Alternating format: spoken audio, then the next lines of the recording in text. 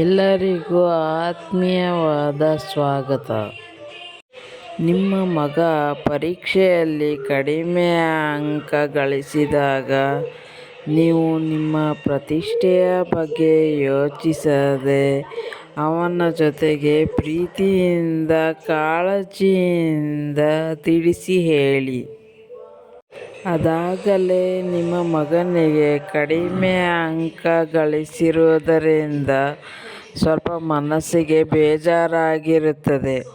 ಅಂತಹ ಸಂದರ್ಭದಲ್ಲಿ ನೀವು ನಿಮ್ಮ ಮಗನಿಗೆ ಧೈರ್ಯವನ್ನು ತುಂಬಿ ನಿಮ್ಮ ಪ್ರೀತಿಯ ಮಾತುಗಳಿಂದ ಸಮಾಧಾನಪಡಿಸಿ ಮುಂದಿನ ಪರೀಕ್ಷೆಯಲ್ಲಿ ಉತ್ತಮ ಅಂಕಗಳನ್ನು ಗಳಿಸಲು ಸಹಕರಿಸಿ.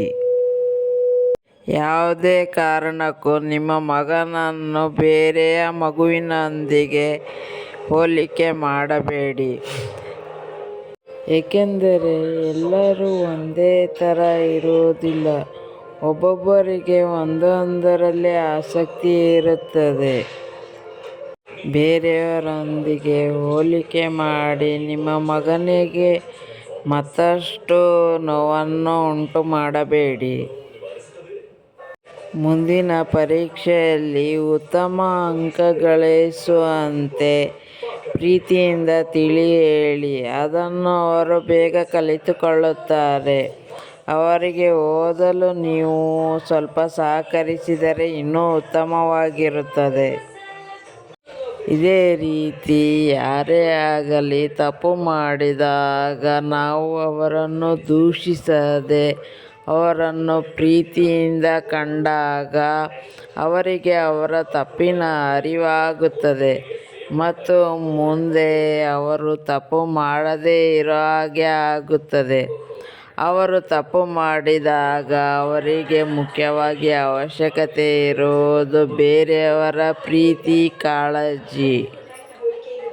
ಆ ಸಮಯದಲ್ಲಿ ತಪ್ಪು ಮಾಡಿದವರಿಗೆ ಪ್ರೀತಿ ಮತ್ತು ಕಾಳಜಿ ಅತಿ ಮುಖ್ಯವಾಗಿರುತ್ತದೆ.